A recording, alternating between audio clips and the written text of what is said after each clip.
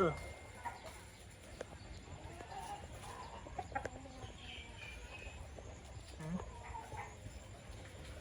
là mình tên nữa vay đồng tiền rồi nhưng mà mình chưa có mình lại mũi mất gì ạ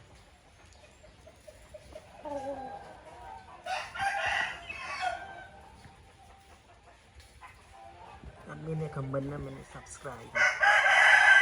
xa đàn ngoan mà việc khơi sky nó chỉnh được một nhưng đã thông qua rồi thì cái mà tam pi